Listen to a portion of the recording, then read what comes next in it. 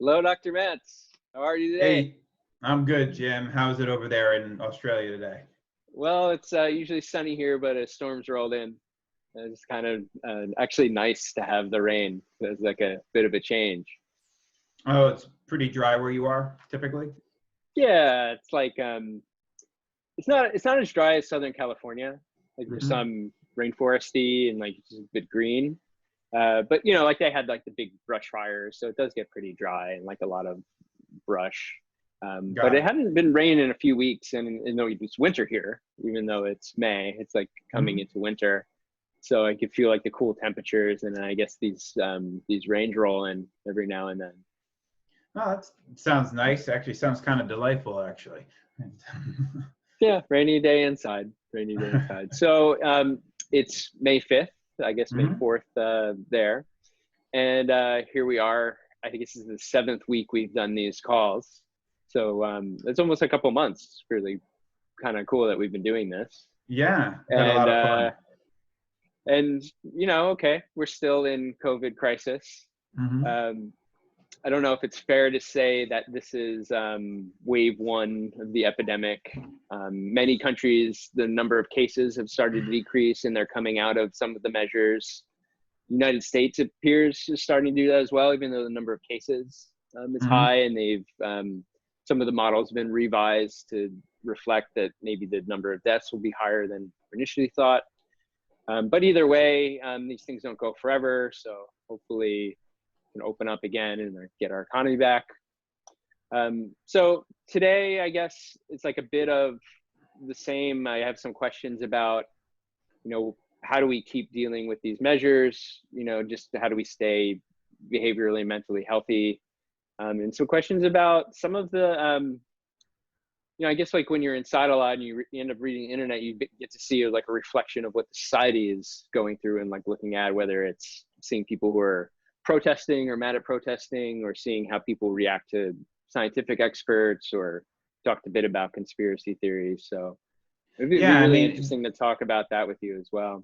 well, yeah, because it's tricky because it may seem like that's what society is doing, but that's society doing it on a particular platform in which there is very limited sort of ability to respond in other ways except for just sort of these what we call asynchronous communication, where you're sending out, whether it's a tweet or an Instagram or something else, that way you're sending it out, and then someone else then looks at it and it's just mainly text, doesn't require your body language, your facial expressions, your tonality.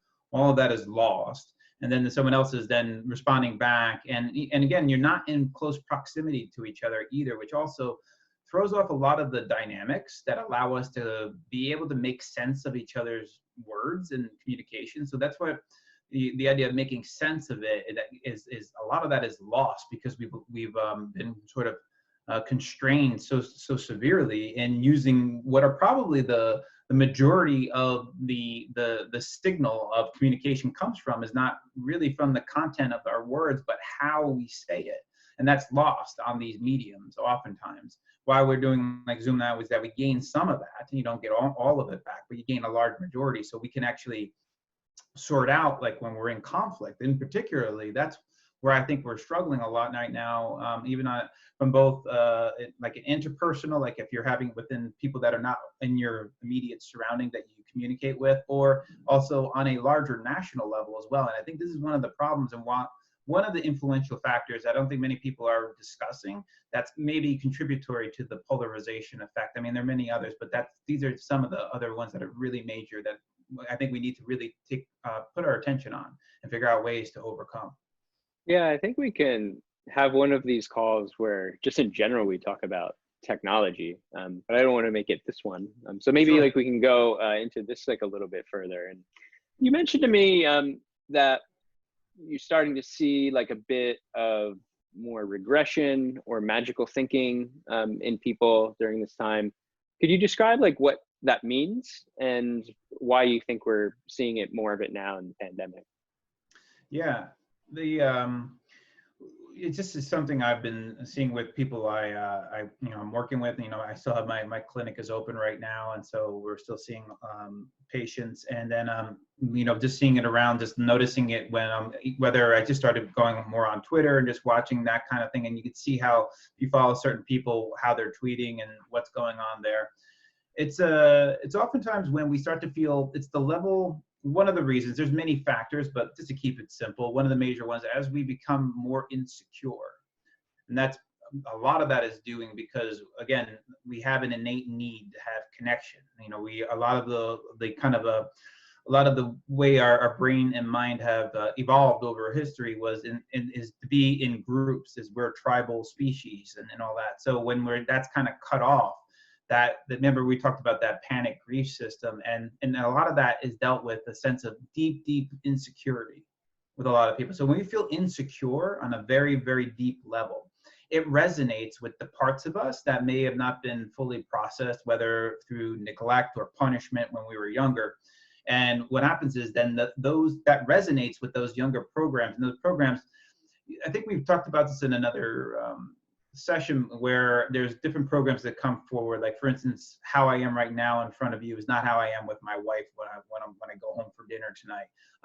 How you are when you are like now it's not the same than when you're talking to your kids. There's different parts of you that come out. Mm-hmm. There's different, so you can think of your mind as sort of like a set of different kind of programs that and different ones come to surface, and so different qualities are emphasized and other ones are de-emphasized. So when you get this insecurity thing, that oftentimes we felt very powerful insecurity when we were younger, and that kind of resonates, and it actually activates the higher probability for those to come up to the surface, and you're not even recognizing it. When you could probably recognize it sometimes, let's say you're getting into an argument with one of your parents, and you might ask yourself the question like how old do I feel right now? You might all of a sudden, I don't know if you ever, you yourself have ever gone through it. It's like oh yeah, that feeling when you go to your parents, even as a grown adult, suddenly Mm-hmm. you feel like a child again, and yeah, you're like, Mom. Yeah. This is so yeah. Those programs come up for sure. Yeah, so we're seeing that insecurity, and then you feel like literally that younger part, and depending on how powerful that kind of progression becomes, we can get lost in that. And in the younger, more immature mind, there is what we would call magical thinking, where it's hard to discern between your sphere of influence, what you can influence and what you can't. That is very, very vague when we're younger. So oftentimes you'll think that like you do something and then it has some greater effect, like way beyond your own kind of capacity. So for instance, the classical thing is like if you're 5 years old and your parents split up and they got divorced in that case, and oftentimes when it was completely outside of that child's power or influence, a lot of times they will blame themselves. So they feel like their influence is just like far reaching. So that's where like a lot of superstitions come in. We would maybe try to avoid cracks, in order to not break someone's back. These kind of things that we learned when we were little. Those are a manifestation of a mind that hasn't learned enough discernment between where it can actually influence and where it cannot. And so that kind of magical thinking is one element of that. And so the other element that comes involved with that is that in superstition, trying to get control where you don't have any, because you don't have a lot of power when you're younger. You're very vulnerable in that state. So when you see the gods of your parents warring with each other in that particular example I'm going with, you want to feel like you have some sort of power, because the idea that you can't do anything about it is so fearful that we develop all these different ways that we can control things in that way. And so we wind up kind of overreaching and thinking that this is causing that, or I can do this and that will change that. And all of that is kind of like not a misinterpretation of your true capacities. And so we see that. And so that magical thinking is one. And then there's some other elements too, but it looked like you had something else. Well, just on insecurity, like I guess there's, at least my notion that of a personal insecurity is something that might be like, threatening about myself, or, just something like on a personal level. But then there's insecurity due to external conditions. Yeah. And so, you know, when maybe your economy's threatened, or you're worried about your job, or the future's uncertain, there's actually, you know, there is on like the broader level, this shared insecurity. So are those two things, they seem to be related? Like, do you find that insecurity on like a more societal level is also pushing people into these, you know, childish kind of programs that were like insecurity when you were just a child? Sure. So what I would say is, just for a moment, think about what you've been watching on TV, news, Twitter. Just watch and just take a step back. Don't get caught up in what they're saying. Just see how they're actually talking. A lot of things. And you could start to see, like, oh yeah, this reminds me of like a younger time. You know, a lot of times it feels like when I'm on there, you feel like you're in high school, or you're in like even before in middle school.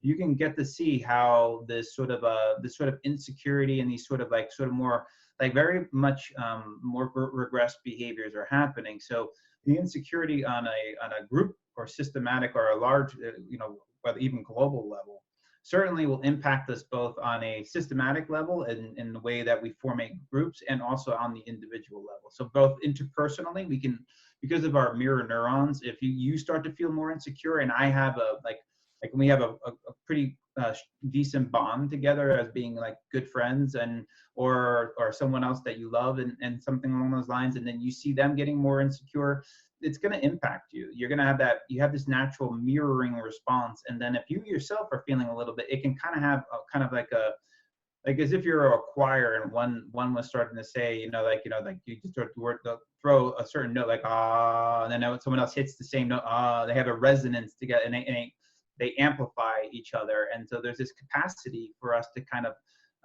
get into kind of almost like a positive feedback mechanism that could amplify all of our insecurity. And so on your notion of the idea of the systems kind of doing that too can amplify each other. And then also on also a kind of more personal level, that can also do it as well, because you're feeling it, regardless of whether it's evoked from watching something outside or whether it's coming up from within. The two are actually, they're just two different sources, but they're actually coming from the same area. There's not as much of a distinction as people would like to think in that way. So yeah, they will affect you on both levels though. Yeah. And so there's an arising of superstitious or magical thinking. And then I guess we've also observed a lot of people that they don't really listen to each other, or they're very quick to not acknowledge other groups or other people also can share a sense of nuance. And I'm sorry, what was that? What was that? I'm just kidding. Sorry. That's a bad joke. Sorry. Yeah, well, that's not so nuanced. So people aren't listening. And does that arise from the same sort of basis of insecurity? Like there's sort of just tribalism that starts to form. I think we touched on a little bit of polarization that gets supported in the world, but that also seems to be amplifying above and beyond some of the causes we've seen from social media and other places now. Yeah, I mean, and that's a great insight on your own part, and taking that in there, and that is, yeah, absolutely. It takes a while when we're developing, when we're younger and on, to when we are. I don't know if you can recall back when you're younger, when you're just so like, you get something that's how it is, whether you were like, yeah, my dad is the better dad than yours, or something along those lines. And then it's so difficult in that moment to reach that child to just be like, it's okay, we can open up, we can actually bring in some contradictory information to the belief systems that you're having. That's difficult. So the more the insecurity we have, the more our tendency to try to find security, whether through superstitions, anything at all that's going to make you feel like what I would call like pseudo kind of security in that regards, is you're going to want to, the tendency will increase to reach for those things. And so in that moment, when you have kind of a belief and you think that is true, there's a moment, in order for you to go from one belief and then shift it in that way, you have to go through an area of cognitive dissonance, which is when your ideas are clashing with one another, and then it increases your insecurity more, to actually be willing to go through that. So that willingness to be open and to have your kind of, preconceived beliefs to be challenged is going to generate a period of increased unease. And so some people now are already feeling uneasy. The willingness to do that is getting less and less. And you want to sound in a certain way, like, and also you notice these like teams, there's these camps that are starting to go. And so you could see how subtly, not necessarily consciously, you don't want to necessarily go against that particular camp. Maybe you're aligning in some way, and then all of a sudden you start to see it shift, and a party's like, I'm not sure about that shift, but it's your group now, and you're so insecure, because your insecurity being a little bit elevated, there's a greater inclination to sort of just, that little thing that makes me feel a little bit off about that, yeah, whatever. And then, I feel better, now I'm with that group again. And so this allows yourself, and you can see both on a group level and then on an individual level, when you're trying to get new information through, it generally requires a feeling of discomfort. It's like that growing learning factor. And so that willingness to go through that discomfort is less in periods of high insecurity. Yeah, so I just gonna just kind of wrap up this topic. Suppose we feel caught, we read something online and you're like, yeah, that's right. And I'm going to comment and tell the person who disagreed, that how wrong they are and how foolish they are. So you get good caught in these types of the cycles. What are your tips for like getting out of that? Well, that's hard. It's a hard thing to break out of, but the thing is that it's like a willingness. Again, what comes back is coming into and then sensing before you jump into kind of like like if you feel like what we call compulsion, compelled to do something. You can feel your body, like, I just have to go ahead and do it. I can just say as a general rule, if you don't want to do something you regret, it's take a time out for a second. Go, just do something, take a breath, get up, go do something along those lines. You will, even if you still have that afterwards, you will be in a state that will allow yourself for a greater cogency and just the overall logic of your argument. So even for that sake, just get up and just sort of do something, and then sense your body and allow yourself, if you're noticing tightness and just sort of all this other stuff that's going on, it's generally not the kind of energy, that you really want to use to motivate the words that you're about to express.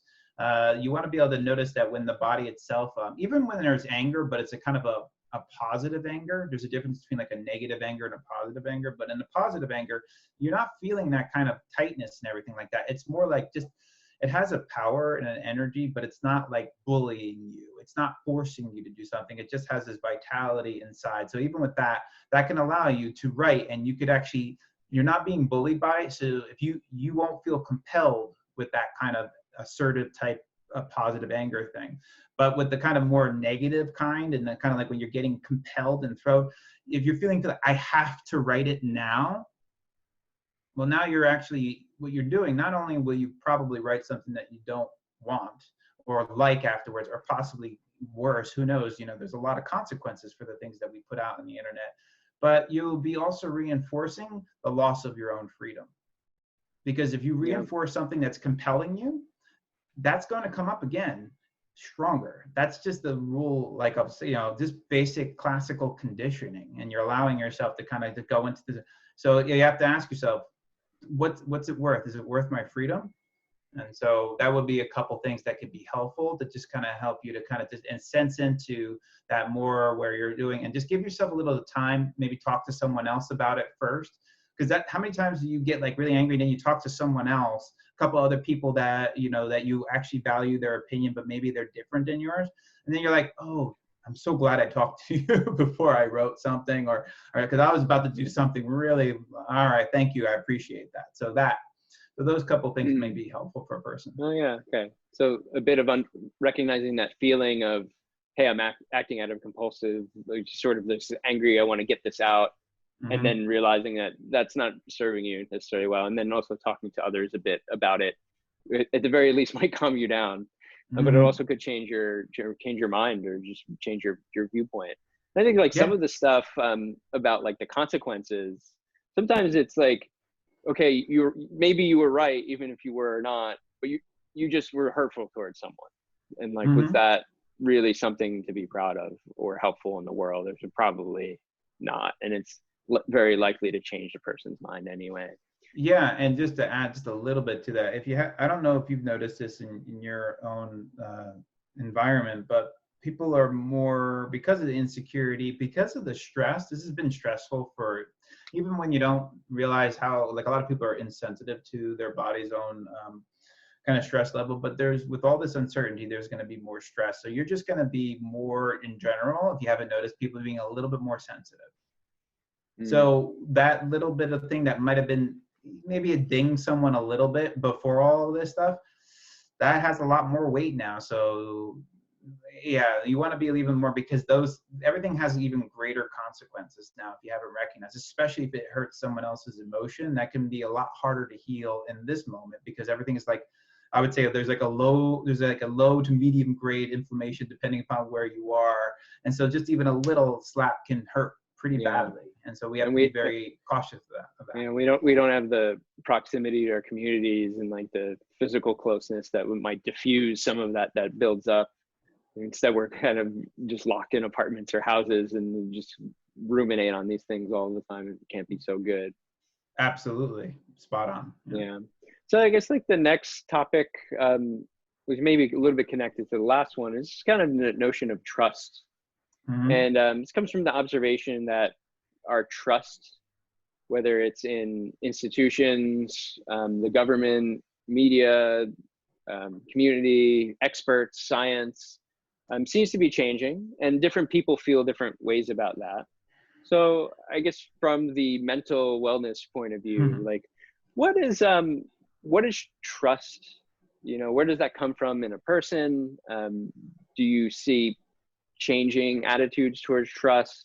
Is trust something that we should be nurturing? When is trust a valuable thing to have versus something where it could actually be harmful if you trust in the wrong things? What are your thoughts just generally on trust and how it's changing now? Okay, that was like a 9-part question. So let's start it off, and then obviously as we move along, if there's areas that you want to continue to flow from, we can go from there. But in with trust, it's actually related a lot to what we were just talking about before. I mean, just think about it when you first start to trust, and when you're young. Like, I mean, I think it's helpful to come back when we were young, you know, at those times, like how vulnerable we are. And then there's this moment, you know, it's you know, and generally in beginning to mid of our second year of life, where we learn to want to start to go away from mom. Usually it's mom, and explore the world. There's like these two components. One is like, I like the security of being with, you know, mom, loving mom and all that stuff. And then I want to be able to explore, because this is some cool stuff out here. Let me go explore that. So like there's this, and so it's called the rapprochement phase, Margaret Moeller. And it's where you're, you know, you'll see the child move out a little bit, and then it comes back in. And then it moves out a little bit and then comes back in. So it has the reassurance that if it gets a little bit like too like crazy out here, I'm going to come back and get the comfort and love from mom and that security that you feel. So, I mean, that's obviously in a good case and in good mothering. So now that kind of, what happens is then over time, as your kind of own sort of attachment system, which is how you're bonding with your parents. After a while, if that's met as we call good enough parenting, you start to develop like the internal model. So for instance, like you're 4 years old and you skin your knee, and you know, it's a superficial thing, but it scares you as the 4-year-old. So you're bloody, crying like crazy because it looks pretty severe, but it's just a superficial scrape. So mom comes by, or our dad, and they come by and they kind of look at it and they're like, oh, it's, you know, it's okay. They validate that you're upset. They're there with you, but they're like, you know, you can see that they're calm. So their energy, that powerful presence, starts to teach the young mind how to be in these situations. And so as that kind of develops over time, you develop a kind of a core of trust based on watching other of your caregivers, you know, how they respond to the different challenges that they're facing.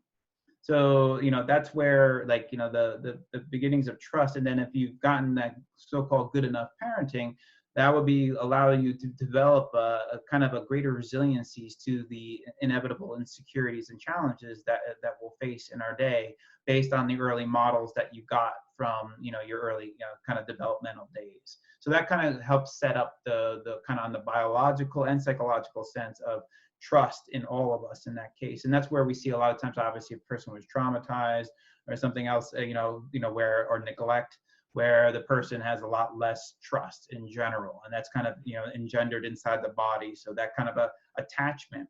And so based on that too, as you notice in the attachment, it's related to our social connections. And so that again highlights the, you know, this one of the issues with social distancing and everything like that is that it's inherently going to lower our sense of trust.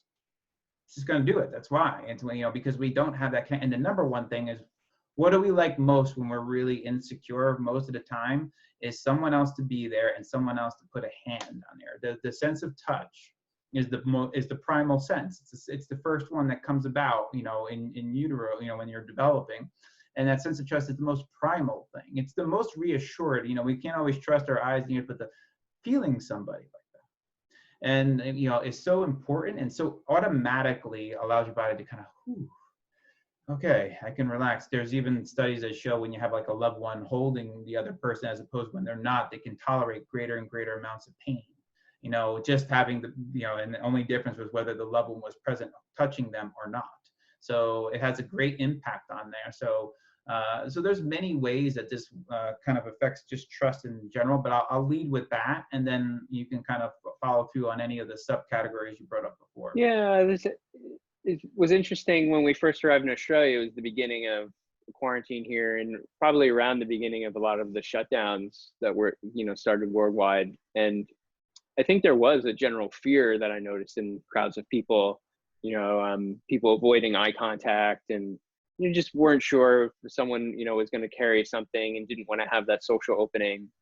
And Australia since then has been one of the more like successful cases with reducing the spread of COVID. And so now it's more relaxed. And in that more relaxed setting, you know, your story about skinny knee, there's some neighbors and our daughters actually play with their daughter. You know, we've all been isolating, so we've already trusted each other enough to not think that we're going to give each other coronavirus to our kids. And they went on a bike ride, and our youngest daughter, she's 5, she fell and she like cut up her thumb and her knee and stuff. And she was pretty far away, and like our other daughter had to come get us. And on our way over there, by the time we got there, 2 teenage girls just from the local town in Australia were actually with our daughter, comforting her, you know, holding her, making sure she was okay. And I think that made like all the difference between when we got there and, you know, to have that extra comfort. And you can see that the fear of the pandemic had subsided enough that these girls were like helping, like, you know, a kid that they didn't know. And I can see how like something like that scale, which is like a small thing, but like if that's happening everywhere, you sort of get a little bit of a mitigation trust in societies. I don't know, I guess like I'm also referring to the larger societal trend. It's kind of, you know, do we trust the scientists? And there's sort of like the meme out there, like, well, the scientists are all under the employ of industry. So, you know, I trust my own science and did my own research. And you get people who maybe aren't qualified, but are choosing sides of science based on, you know, whatever their value system is or whatever the issue is. It seems to me like this sort of just something that's new and like kind of evolving. And it has some like ramifications from the pandemic. So I was kind of curious whether that's something that you're within the pandemic or even like within your practice that you're seeing change. Yeah, I think it's I mean it goes pretty deep, a lot of this stuff, in the sense that I don't know how far complex do we want to go with this, but there's a lot of different things, like even in, like, for instance, in the scientific realm, again, without going into it too deeply, but just the way it's sort of structured and just how certain things are incentivized, there needs to be kind of a structuring of that system to optimize, truth and optimize signal over noise, meaning noise just being stuff that's not useful, that's maybe making it harder to make sense of what's going on in your life, and making optimal choices from what you're making sense of the information. And so it's also that an issue of we're getting so much information that your brain's going to take shortcuts. There's natural biases that your brain will do. And this is another thing that I haven't heard many people talk about, but there's a lot of biases that happen because too much information, which I think all of us have found ourselves sometimes getting inundated. And that's why a lot of us will do things like silent retreats and those kind of things, recognizing the impact it's starting to have on our whole, not only our mind, but also our body as well, has a pretty intense impact on our ability to make sense, because our brain will eventually get fatigued and make shortcuts in that way. And without you being aware of it too, that's the issue, is that a lot of these things are non-conscious, whether it's confirmation bias, acceleration, all of a sudden you can imagine yourself, you're trying to figure out a cure of something, and then you see something that looks like a cure, and you're on that front line, and you're trying to figure it out, and then and then you try to look for some other information that confirms it really quickly because there's a pressure underneath you. So there's all these other forces at play that are making it more difficult to get high quality information, whether it's in the scientific field, the medical field, or whatever. People are trying really hard, and it's just the nature. It's not a blame thing. It's a thing of that we just have to start thinking about, because this is a completely different scenario where we're in. It's not just what we're facing, but the fact is how we're communicating with each other. Because the collaboration, the cooperation is what often allows us to actually innovate in ways that are very powerful and make leaps. And with the way that we are connecting right now, that's actually limiting a lot of that. And I think we need to start to retooling those kind of things so that we will increase the ability to create signal from the noise. And I think until we do, there's just a tremendous amount of noise out there, and it's like static, and it's uncomfortable. And it allows you to make you just start making quick, fast decisions, because who wants to sit with all this sort of contradictory noise? You hear one person saying this thing, another expert saying another thing, and then you have to do all this sort of super digging, and you're just tired and you're not sleeping well and whatever else is going on. So it's understandable that trust is going to plunge in this sort of environment. Yeah, I think what I've noticed has been pretty extreme under these circumstances. So sort of the scientific consensus forming in real time, right? Mm-hmm. Like we've seen different reports on masks, on treatments, and they say different things at different times, and we get different guidance at different times. And to tie that back to trust, there's one point of view that says aha, these people have contradicted themselves. What they've said has changed. Therefore, they were never trustworthy, just like I thought. And then there's another point of view that looks at it as, oh, well, they're human. And in light of new information, they've changed their views. What do you do in light of new information? I'm probably a person who errs on the more trusting side when it comes to institutions and things. Sure.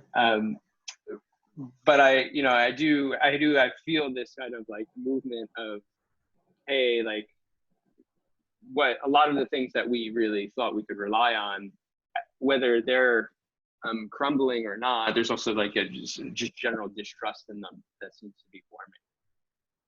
Yeah, well, I mean, there's been many also instances where you see outright, for instance, going back to science, the replication crisis. I'm not sure if you're aware, but there's a lot of difficulties with replicating a lot of the studies that were going on there. And so there's been this whole crisis that's where it starts to call into question, because one of the things you want to be able to do is have at least 2 randomized controlled studies done in 2 different camps somewhere else, to at least start to make some sort of sense, saying that there is maybe something to really pay attention to here. That's kind of the way you want to do it.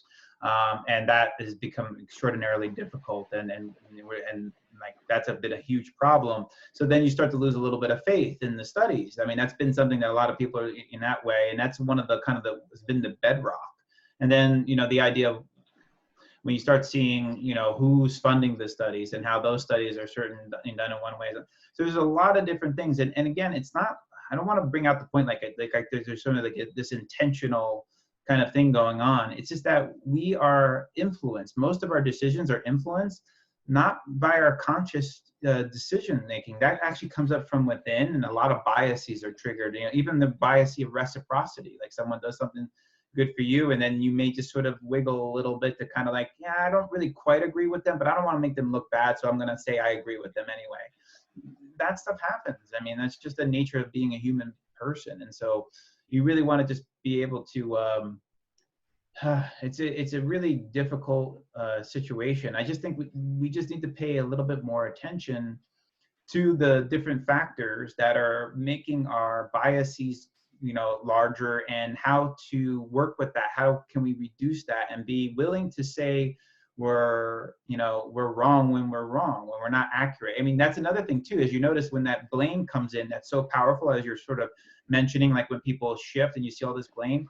You could also imagine that impacting then someone else who might be a little bit wrong, but then like, maybe that's not such a big idea. I don't want to get all that blame thrown on me, so I'm just going to hesitate and not say it, because it's really not a big deal. It's not really going to affect anybody anyway. So I'm going to just refrain from knowing that I was a little bit wrong here, but I don't want to get that kind of brushback.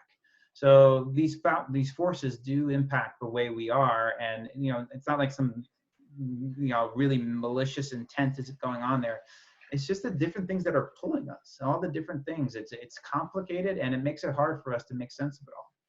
Yeah, it's definitely. I just think about how the questions I've asked evolved over the last 7 weeks, and we've gone from how do I deal with the anxiety that I feel and sort of worries, to some maybe just like larger scale societal things. Maybe that's because more time has passed.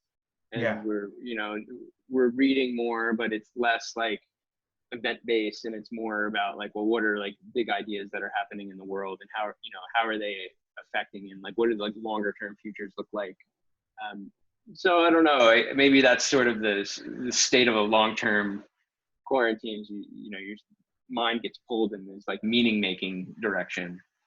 Yeah, well, and you're also noticing that what it showed too, though, is drastic shifts in multiple layers, how the interconnection of these different layers is. So you have like, first order is how the COVID itself impacts, the people and like the transmission rate and all that other stuff. But then that kind of impacts like the medical system. And then we're trying to flatten the curve so that we don't override our medical capacity. So that's a second order effect. And then that affects the economy and the financial, areas. And then it goes into the geopolitical scenario. And then you're seeing huge things going on here, like shifts.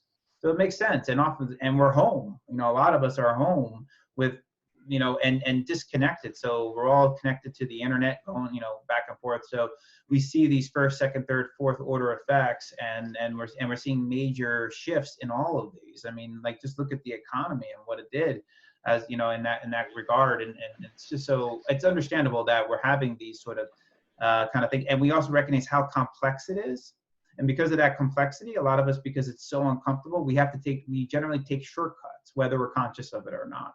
And in those shortcuts, you're trading. There's always any benefit of fastness to something will have a cost in its tendency to be inaccurate.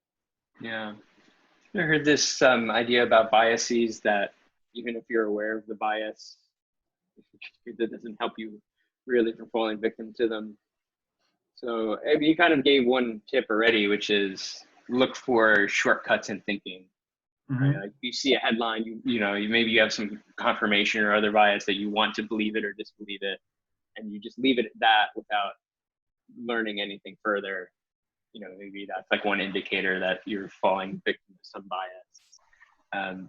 But just like in general, how do we get out of this trap of biases that either cause the lack of trust or lead us to lack of trust?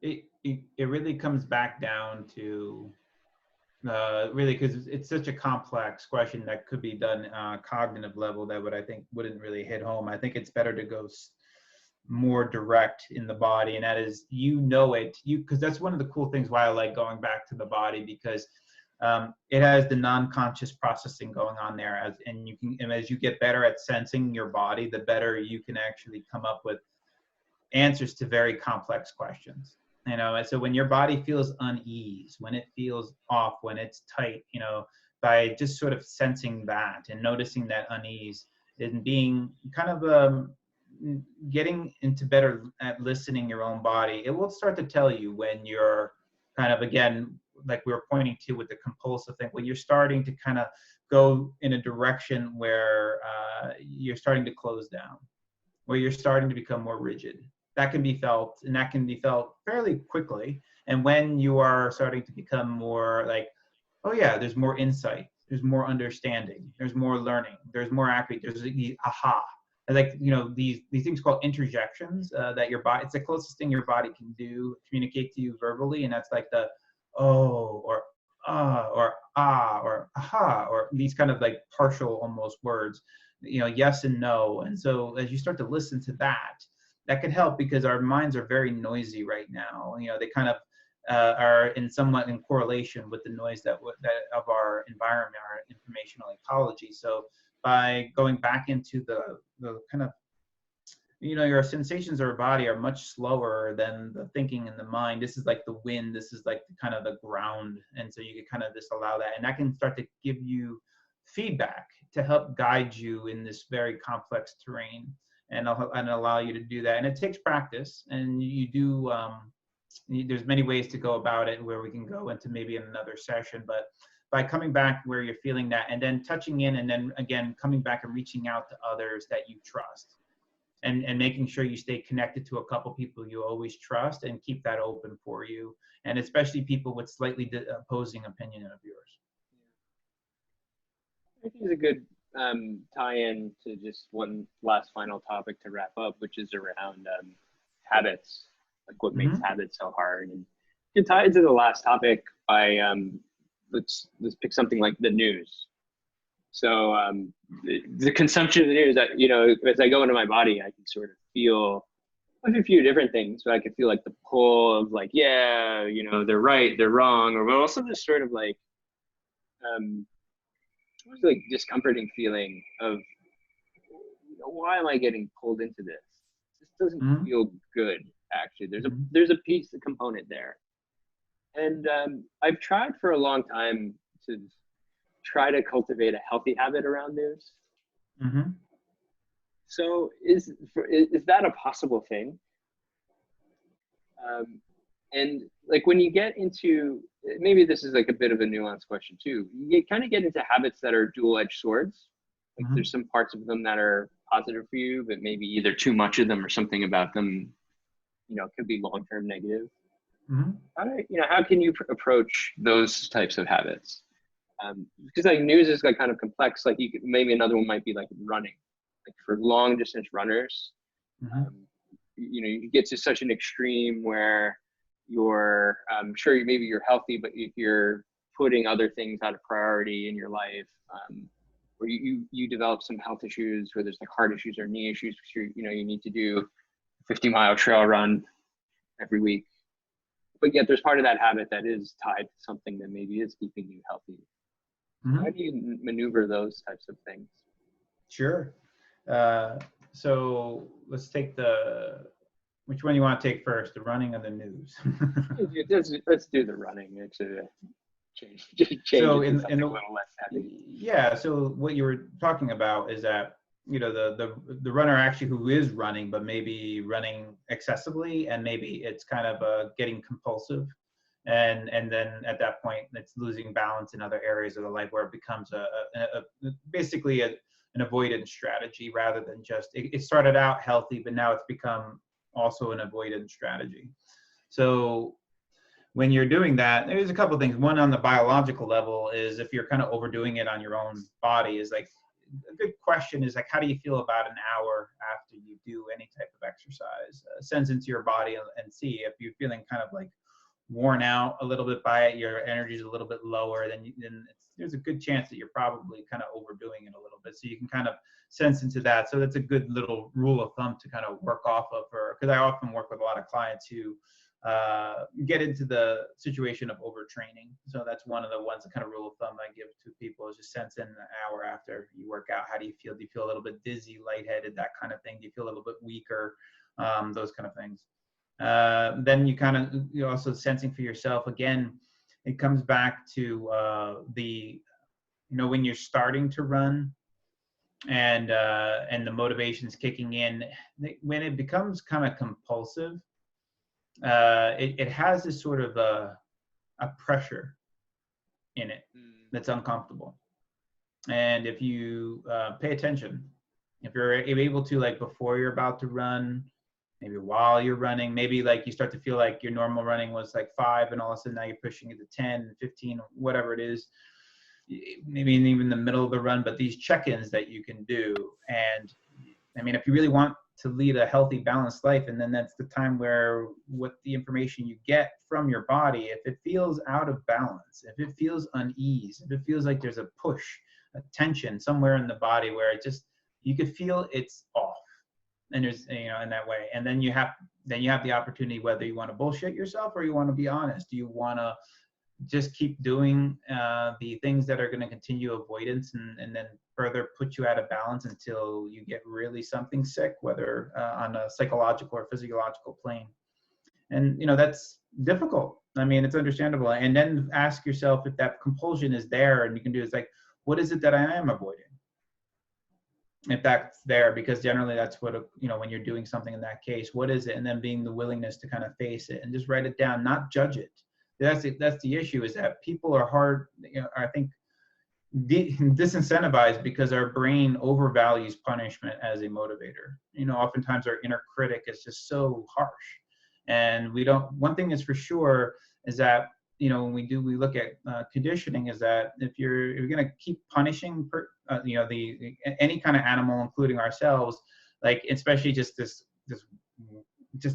punishing that doesn't even make sense anymore, then you get increased unpredictable behaviors, and so that makes it harder overall. So just coming back is just being easier on yourself, noticing when you're kind of like avoiding, and then just being, okay, this is an opportunity now. That's not a problem. It's not a mistake. It's not something wrong with me. This is actually my mind gifting me with an opportunity to kind of really bring me into a state of balance and health. See it that way, and which is what it actually is, the optimal way to look at it. And then you can start to see what you're avoiding, and then ask yourself what kind of tools and things that you would need to help to address that head on, and ask yourself, you can just be blunt, is my running actually helping with what I'm actually avoiding? And then, being that way, you can get some clues and guide yourself out of that particular conundrum that can be for a lot of people. Yeah, thanks for that. I think that framing's really given me something to think about personally. I bring up habits a lot because I have a sort of story that, habits make the person. And like, if you build up a lot of good habits over time, you can really do a lot. But there's probably a side of that I have, which is like, well, really, like, what are you not doing because you like have to, run or whatever it is every day. So yeah, I really like that. I'm gonna think about that a bit. So yeah, let's wrap up. Any closing thoughts? What does May seem like for you, Michael? Well, May is seeming like, I don't know, I like that the weather has shifted a lot. And I think that's the idea, is like, I hope we come up with a consistent way where we can allow ourselves to be outside, be able to come up with ways to appropriately have the social distancing, for us to have the natural environment, bring us back, because I really think it's going to help us a lot to come back and to be able to be more open-minded, be able to reduce our biases, be able to connect again, even from afar. It can be very helpful. And I'm hoping we can just learn that. And, this is a learning period, and stop trying to blame for every little infraction what's going on. And actually, if people are really trying to do things, and maybe we have just differing opinions on there, well, being able to kind of be open to just noticing that it's helpful. We need that diversity of opinion in order to figure out this extraordinarily complex issue. So yeah, I'm hoping that that these things maybe help people a little bit to help kind of, I really think we have an amazing capacity for opportunity and growth, and I'm hoping that more and more people will take that opportunity. Yeah, on my end, I'm pretty positive about things. Like, it's been really something to see Australians both respect the rules, but also kind of relax a little bit when it looked like the cases aren't as bad, and now they're talking about starting to open up things pretty soon. And I could see the shift, and I could see that that tension. A lot of people, like, it's just not there anymore.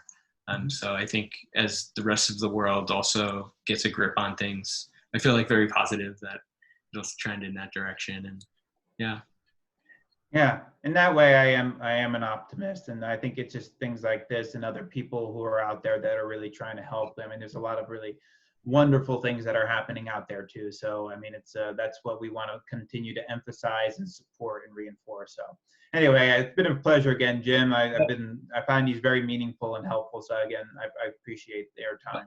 Always great to talk to you. Take care. All right. Take care. Bye-bye.